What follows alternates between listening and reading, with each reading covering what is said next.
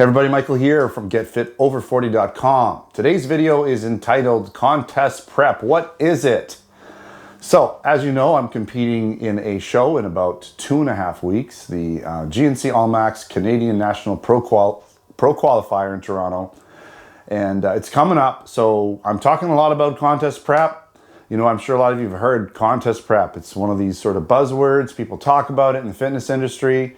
What is it? Like, what is contest prep? And sort of what goes into contest prep? I want to talk about a couple different ways you can contest prep.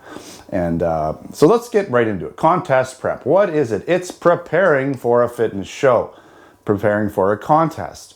And, you know, you might think to yourself, well, how does one do that? Like, what is involved? I'm going to go out on a limb and say contest prep isn't really something you do just before a show. I think contest prep is something you do all year round. I really do. I think, you know, you can't just like blast into a show 3 to 4 months out and hope that you're going to just come in like, you know, really, really great. If you haven't been doing anything most of the year, and then all of a sudden 3 months out, you think, I'm going to do a show, and you just go nuts. Well, you know, you might do okay, but there's a good chance you're not going to do that well because you're just not really prepared, right? So let's talk about 2 different ways you can contest prep. Now, the traditional way is you have your off season and your on season. So you have a bulking off season. I don't know why they call it off, because I mean, I think the bulk is almost, it can be just as hard as the cut, because you're jamming food in yourself. When I did the bulk, you're just trying to jam all this food in. You're working out, lifting heavy weights. You know, it's not easy. I mean, you're trying to put muscle on. There's my computer again. Let's shut that off. I always forget to do that. So you're trying to put muscle on, you're lifting heavy weights, you're just pushing a ton, you're eating as much as you possibly can to try and put on as much muscle and size in the off season. I would not call it an off season, but it's not the cutting or the hard cut, which a lot of people feel that the cut is more difficult than the bulk, because in the bulk you get to eat whatever you want, or a lot of people do, and you know, put on size. It's almost an excuse to get off your diet. Not everybody does that. Let's clear that up, but some people do. And then you get into the cut, the on season, which is the show season. Maybe that's why it's not the off season. It's the on season because it's show season, right? It's not off of show season. So all of a sudden the cut comes along, and the contest prep portion of the season, and now it's time to get rid of that fat. It's time to lean out. It's time to shred up and see what you got. All the muscle that you gained in the off season. Let's see how much we gained, right? So that's one way of doing it. And then this is the way I prefer to do it, which is you don't really have so much an off season. You have a season where you're just kind of like, you train regularly, you go to the gym, you lift your weights, you're on a diet that's reasonable, so you don't put on too much weight. You might add a few extra pounds just to get a little bit extra energy, so when you're training, you're not low on energy. You know, it depends on the person what that comfortable body weight is for training. Some people can be well under 10% and train no problem all year round under 10%. I'm one of those people. I can train at 8, 9%. I can train a little bit over, it's fine. But I feel great in the gym even at under 10% training all year round. So that's, you know, it just depends. Like, you might be more comfortable training at 15%. Now, people that get into a bulk, well, that's a different story. You know, they can get up to 15, 20, even higher percentages, which makes the contest prep portion really difficult. So, you know, the way I like to do it, getting back to the way I like to do it, I like to stay in shape, be kind of, you know, in the ballpark year round, so that when it's time to contest prep, right, usually 3 to 4 months out, I can just hammer the gym, go in there. So now I up my intensity in the gym. I increase the amount of time I'm training. I go from, say, 1 hour a day, 5 days a week, to 1.5 hours a day, 6 days a week. So intensity goes up. So what's going to happen when you start training more and really pushing yourself? Well, you're going to gain muscle, okay? Even in a calorie deficit. Now, you can watch videos on that and you can argue it if you want to, but I've done it over and over and over and over again. I've gained muscle while I've cut. It just depends on your body type, how much you're trying to cut. If you're trying to cut really, really hard, you will lose muscle. So getting back to the bulk / contest prep cut, I did that one year. That was last year. It didn't work out for me. It was not good for me. I got up to about almost 220 pounds, and then realized I had to cut a lot of fat. Went into a pretty substantial calorie deficit trying to lose the weight. Body did not like it. Lost pretty much all the muscle I gained. You know, I didn't really gain anything at the end of the day, and got a bunch of injuries. My health wasn't where it needed to be. It was just way too hard on my body to do that. So some people can do it. Some people they like to do the bulk and the cut, and it works for them. It doesn't work for me. So I prefer the other way, which is 3 to 4 months out, start reducing the calories a little bit. So if I'm, say, eating 3,500 calories a day to maintain, I might drop it down to 3,000 calories a day, increase my intensity, increase my workout volume, start walking a bit more, getting more activity in, not crazy amounts, but just getting more activity, and put myself in a calorie deficit, at least 500, sometimes even 1,000 calories.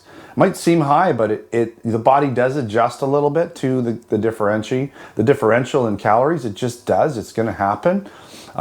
Bodies just adjust to things, right? It's not that my metabolism goes out the door, because my metabolism stays pretty strong. Heart rate stays up. Blood pressure stays up where I want it to be. You don't want too low a blood pressure when you're trying to be athletic and get a lot of workouts in. You want a little bit of blood pressure. Gives you that energy you want. You know, your heart rate to stay elevated to some degree when you're training so that you can burn calories. That's sort of an indicator of a faster metabolism. A slower metabolism, your heart rate will go down, your blood pressure will drop, and those are good things for longevity, but they're not great things for training hard and having energy, okay? So there's a difference. I mean, is it healthy? I don't know, but it works really well. When you have a little bit higher blood pressure, if you're a bigger guy, if you got more muscle, you are just gonna have a little bit higher blood pressure than the average person. It's just the way it is. You're training harder, your metabolism is boosted, right? You've got more muscle, your body just has to work a little bit harder to feed itself, okay? So training hard, 3 months out, working hard, you know, usually trying to put muscle on at least for 2 of those months out of the 3, you know, and then slowly, I'll start to drop the calories a little bit more. Slowly, I might even add a little more exercise, a little bit more walking, until essentially I get about 2 weeks out. And then at 2 weeks out, it's not about building muscle at all. That goes out the door. You're just all about getting rid of the last little bit of fat. You're just going to the gym to burn calories. You're trying to get as much, you know, cardio as you can in. And I don't like to use the word cardio. For me, it's just exercise. It's just burning calories. I'm just trying to be as active as possible and burn as many calories as I can without doing high level cardio. So a lot of walking, just, you know, just keep busy, keep doing stuff, you know, have projects where you're up and about, walking around, doing things. That's a good way to burn calories without totally destroying your metabolism. You doing a lot of like cardio, okay?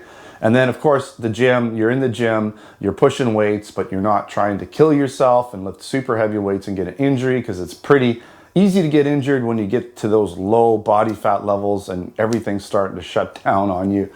You know, things you don't have necessarily a lot of water in you. You try to, but it's really tough when the nutrition isn't getting in you and you're trying to push your body. You got to be careful at that point.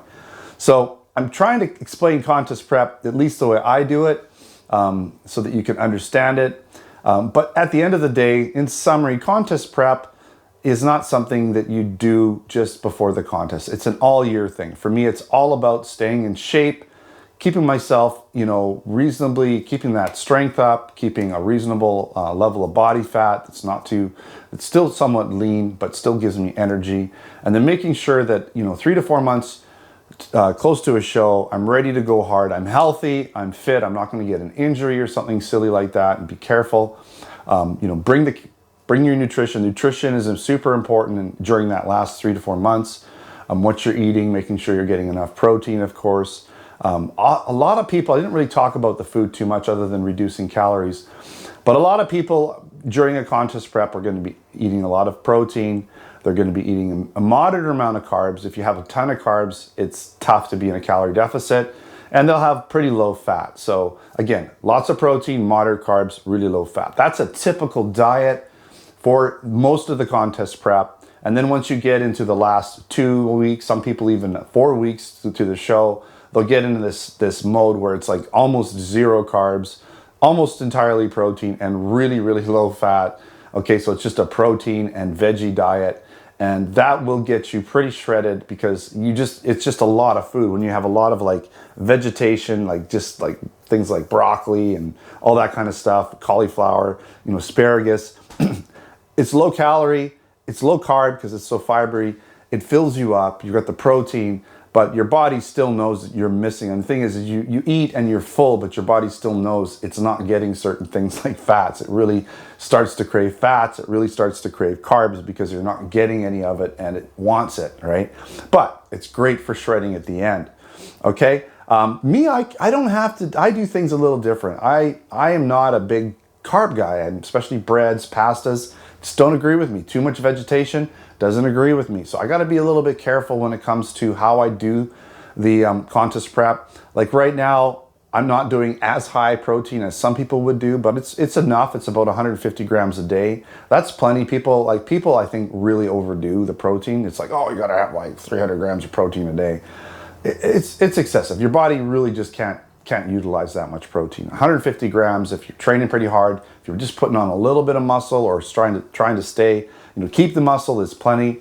I'm typically about, you know, let's say if I'm 150 grams of protein, I'll be 150 grams of carbs and 150 grams of fats. It seems like a lot of fat, but the fat fills me up without bloating me. I feel like I have better energy throughout the day because I'm kind of not necessarily in keto, but I have that fat energy in my system that is just readily available. It's an alternative to the carbs, which for me sets me off. The carbs set me off in this loop where I just start to feel like I need more carbs. And I'll go for the worst ones. I'll crave the worst carbs. So I try to stay away from too many carbs. That's just the way it works for me. Now, when I get close to that last 2 weeks, yeah, it's protein and fibrous veggies. It's just because it works. It does. It's not fun.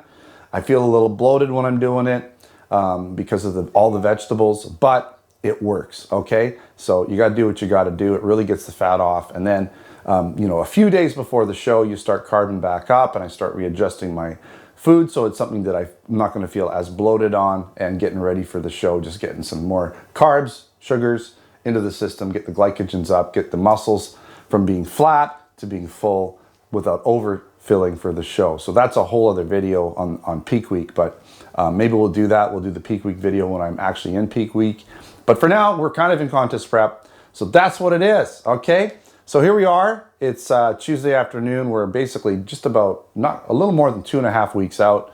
I will be doing on Friday my posing video in the tanning booth, which will give you the 2 weeks out update. So stay posted for that. Things are going great. I'm very happy with how things are going, but we'll get to that more on Friday. That's it for now. Hopefully you enjoyed this contest prep. What's involved, what's it all about video. So until next time, I think I'm too high up here. Until next time, take care.